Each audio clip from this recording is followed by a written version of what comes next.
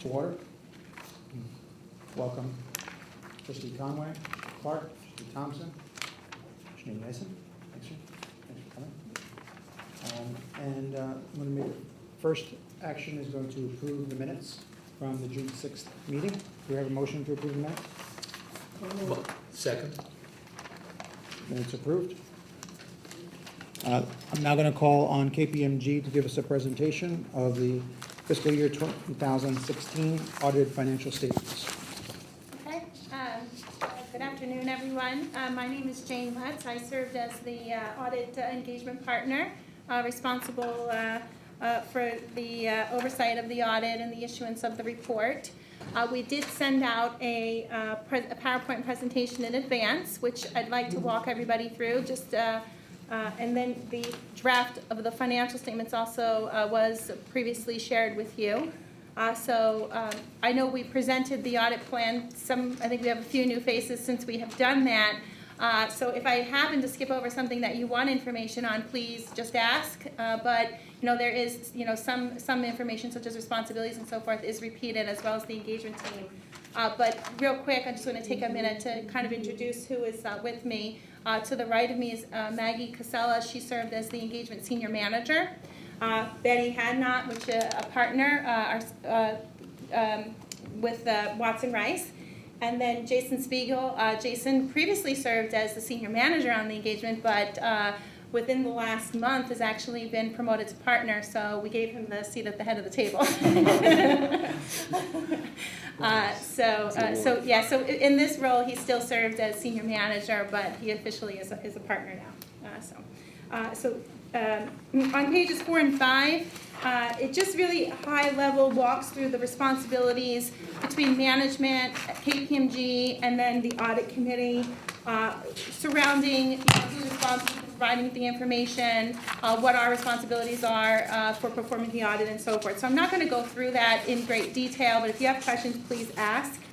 On page 6 of the presentation, it does give you, it summarizes which KPMG reports we are required, or which we will be issuing. So the report on the university's financial statements for the fiscal year end 2016. The other deliverables will be the senior college audit report, and then the audit in accordance with the uniform guidance with the one major program that was audited, Student Financial Assistance Cluster.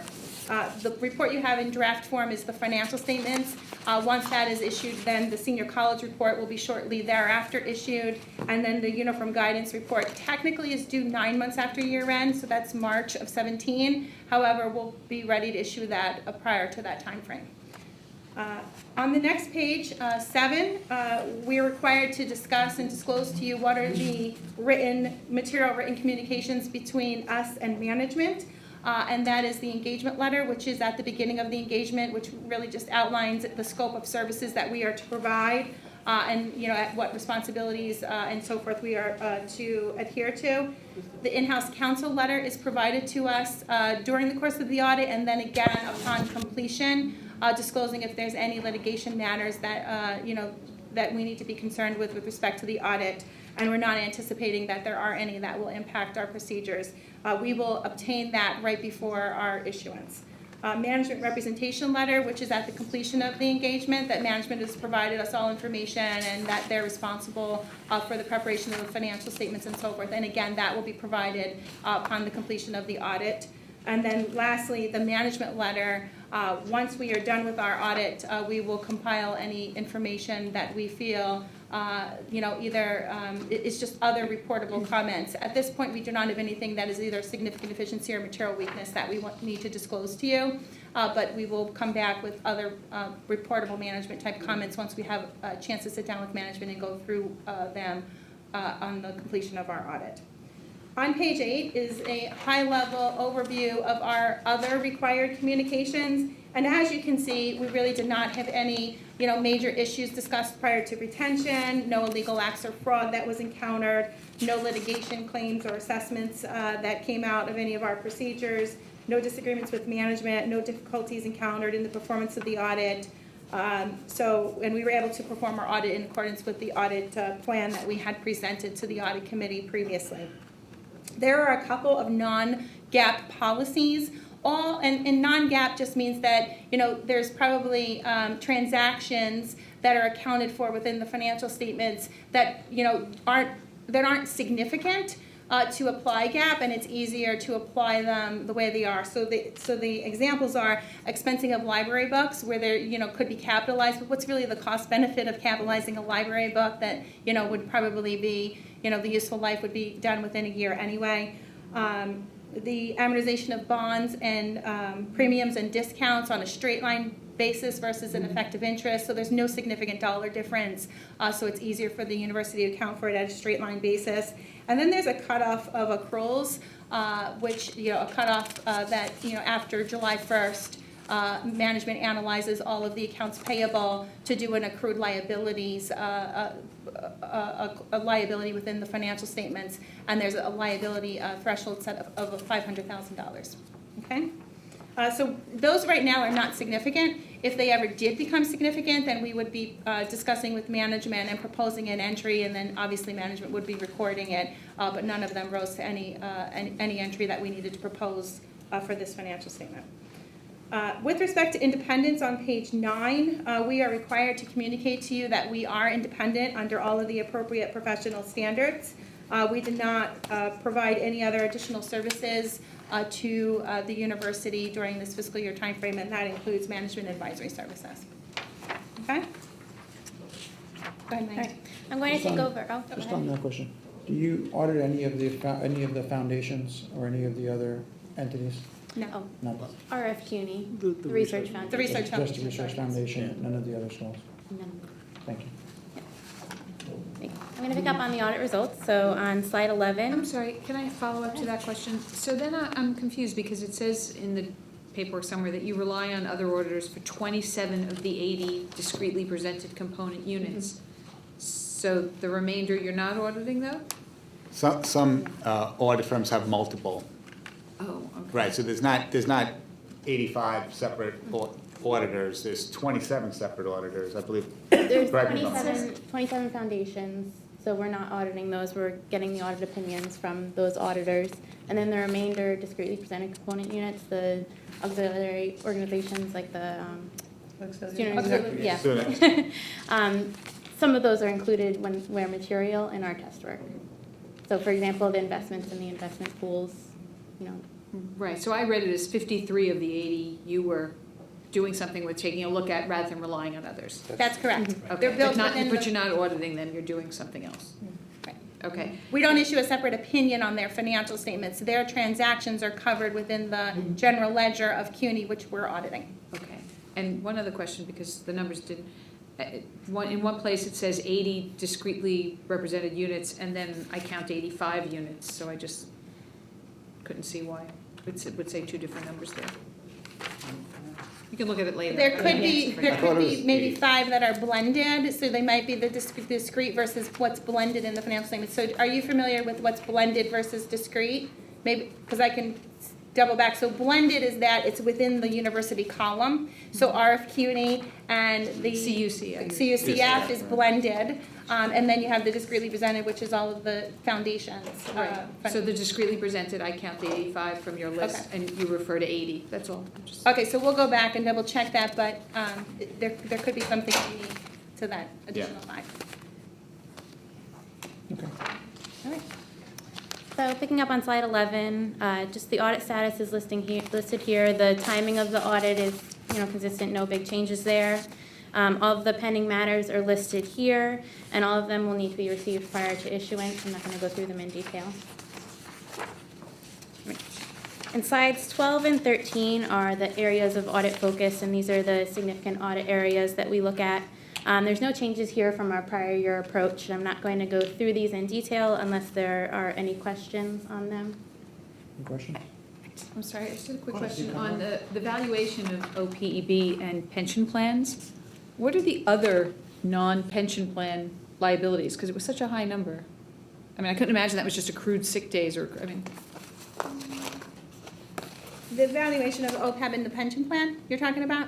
Right, I'm talking about where you list other post-employment benefits, right? And you say OPEB is 708, and the net pension liability is 1.4 billion. So what's the other? It's not a pension liability, it's other post-employment benefits. So that is an other post-employment benefit plan. That is, I'm actually just looking for it. There is a full note disclosed.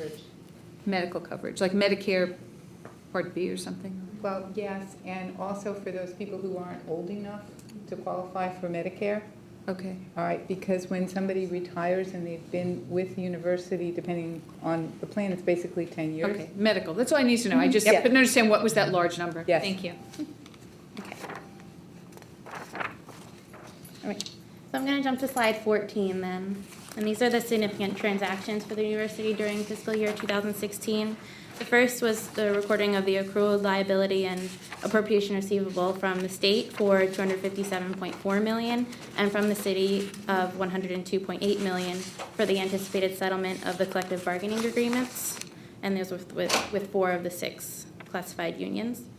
And the other significant transaction was the capitalization of $225 million for the CUNY First software. And these were all previously included in construction in progress, which we've been testing through our audit procedures over the past years. And that's going to be depreciated over a 15-year period. Can you explain that? Why would we be depreciating software over a 15-year period?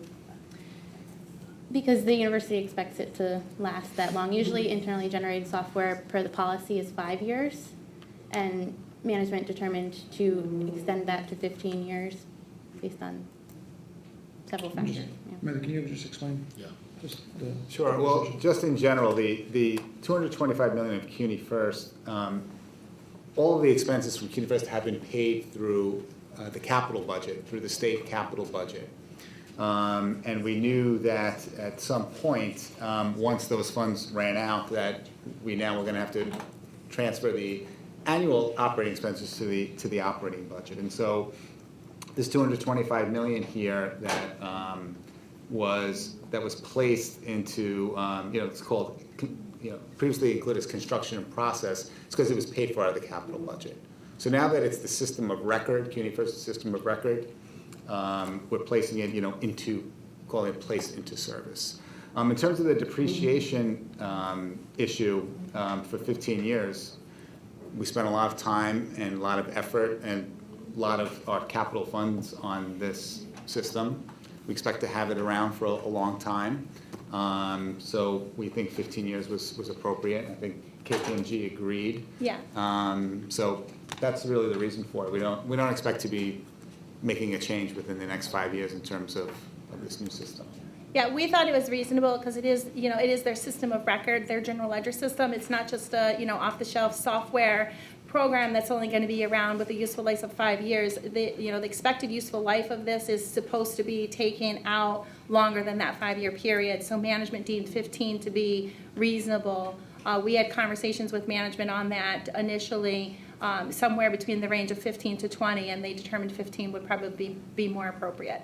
But it is an exception to the normal software useful life that the university does. On all other software, they do 5 years. But I would expect that with an ERP at most universities, an ERP of this size, it's not a 5-year. And that is Right. consistent with what's industry practice. They're in the 15 to 20 range. That is absolutely correct, yes. Thank you. Okay? The next slide, slide 15, is the corrected and uncorrected misstatements. There were no corrected audit adjustments noted during our audit, and there was one uncorrected audit adjustment. It was related to one discretely presented foundation, which recorded a transfer of unrestricted net assets to temporarily restricted net assets for gifts that the board had placed restrictions on, and board restricted net assets remain in unrestricted net assets. And this was another auditor that audited these financial statements, and we identified this as a question during our audit procedures. And it's being passed on by management. Yeah, the management did go back to the foundation to try to determine, what the underlying support was to see if it was really a valid transfer. And what did come back was that it was really a board designated endowment that they were transferring into temporarily restricted. And since it was another auditor and the amount was not significant, we decided that we would pass on the entry. and it will be addressed as they're getting a new auditor next year, is what we were told, so. What is the process in terms of all the auditors that are used by all the various foundations? I mean, who is vetting them, approving them, letting the colleges or the foundations pick them?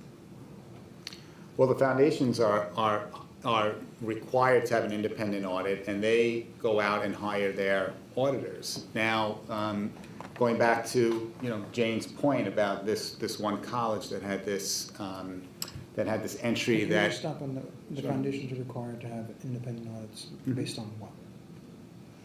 There's the Their own bylaws or New based on? York state law, because Yeah, their right. size is big enough that they would require an independent audit. So each of the foundations under state law is required to have an independent audit? Yes, sir. There have been times, and this is an interesting example of one where if we have significant disagreement with the audit that's done by a particular firm, or we have issues with how it's presented, that we will talk to the college and recommend that they use a different firm.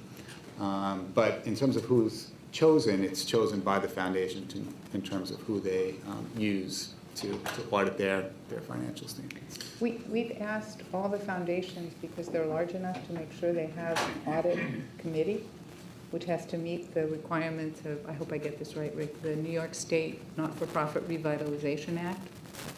And they must have independent directors on that audit committee, just like you all here. Would love to see a list of Yeah. the auditors providing services to each foundation or each individual entity. I have the list here. Would love to have a copy of that. Okay, We'll share it I'll with the make a copy. committee. Thank you. We'll share it with them. And we also, as part of our procedures, we obtain the audited financial statement from them, as well as independence letters. They submit to us as part of our procedures as well, to verify that they're independent. All right, so picking back up on slide 16, this discusses the fraud risks we've identified in our audit, and the only risk listed here is the risk of management override of controls, which will be fraud that comes about through circumventing the controls that are in place. Our planned audit approach for these risks is auditing the significant accounting estimates, any significant unusual transactions, and we test journal entries and then adjustments at period end and post-closing journal entries. And we have no findings or issues reported related to these procedures. Okay. Turn it over to Jason now. Okay, thanks, Maggie. So to take us to the rest of the presentation, there were actually 4 new accounting standards that were applicable to the university this fiscal year, but only one actually had an impact on the financial statements, and that was GASB statement number 72 related to fair value measurement and application. And really what this did was bring in line the GASB literature with the old FASB literature for fair value hierarchy reporting as either a level 1, 2, or 3 input. Depending on the level and what type of observable inputs there are for that type of investment security. So if you look at note 3H in the draft financial statements that you have, as well as note 17B related to discretely presented component units, that is where the university has included the required disclosures under GASB 72 and the leveling of those investments in the fair value hierarchy. One thing to note with that, with the adoption of GASB 72 is that they actually brought in line some changes that the FASB had incorporated through some accounting updates that they had incorporated with fair value accounting, and have excluded, or properly excluded, any investments that are reported at net asset value, such as alternative investments, hedge funds, private equity funds, so on, out of the fair value hierarchy, in line with the way FASB had changed those standards for private entities as well, too. Okay. And really, the next couple slides per GASB 73 related to pensions, since all of the university's pension plans do fall under GASB Statement 68, none of them have been excluded from that. This Statement 73 had no impact on the university's financial statements. Moving on to slide 19, GASB Statement 76 was really an amendment to a previously issued GASB Statement of 55 related to the hierarchy and what a governmental entity should apply and follow when it comes to authoritative literature and unauthoritative literature. And really had no impact on the university's financial statements, but going forward will just be the source for how the university, as well as all governmental entities, will apply GAAP versus non-GAAP hierarchy literature when preparing their financial statements. And then on slide 20, GASB Statement 79, related to certain external investment pools and pool participants, there's a very clear definition of what an external investment pool is in GASB Statement 31, and since the university did not have any investments that met this specific criteria, this statement had no impact on the university's financial statements as well. And finally, on slide 21, what we wanted to do was just highlight 2 accounting standards that are going to be coming down the pike over the next couple of years, outside of the OPEB standards, which we've gone through in great length in previous committee meetings, but focusing on GASB Statement 80, which is changes to the blending requirements of certain component units and really amends the existing literature to add an additional criteria requiring blending if the not-for-profit corporation, the component unit, in which the primary government would be the sole corporate member, and that would have to be specifically listed out in their bylaws or articles of incorporation. So that is a statement that management will need to determine the impact on the university's financial statements in 2017 when it becomes applicable. And also GASB Statement 81 related to irrevocable split interest agreements, really addressing the accounting and financial reporting of such agreements and really bringing in line the way FASB has always addressed these types of agreements and the way that they're represented in their financial statements. And again, we don't think that will have much impact, but again, something the university will have to consider when they're going through their 2018 financial statement preparation. And finally, on slide 22, we just wanted to, as always, bring to your attention some of our collateral material for your information in the Audit Committee Institute. So we've listed some upcoming events, webinars, and roundtable discussions that you're more than welcome to attend and apply for as clients of KPMG. And also, if there's any questions you have, please note that we're always here available to answer any questions you might have on any topic that might be burning your brains at night. So please always use this as a resource. Thank you. Thank you. We're now going to go into executive session to review the KPMG audit without management.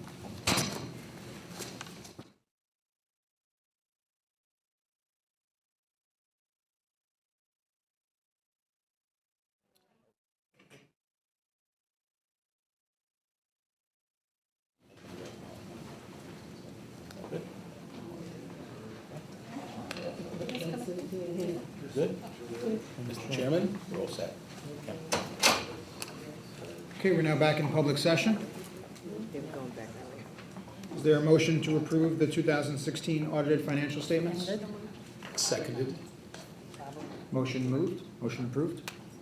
Chairman, before we adjourn the meeting, if I could just take a minute, I want to recognize the team in the Office of the University Controller for all the work that they did in putting together the financial statements. While the rest of us were enjoying the nice weather in August and September, these folks were working late into the night, coming in on weekends to make sure the financial statements were complete. So I want to thank them. And I also want to recognize our Deputy University Controller, Miriam Katowitz, because Miriam is retiring and will be leaving us on November 30th. So I want to thank Miriam for all of the excellent work she's done while she's been here at CUNY, and wish her well in her retirement publicly. Thank you. Thank you, Miriam. Thank you. Thank you. Best Did you say you were a Brooklynite? I am. Brooklynites never retire. So I would refer to that as I'm retiring from CUNY. There you go.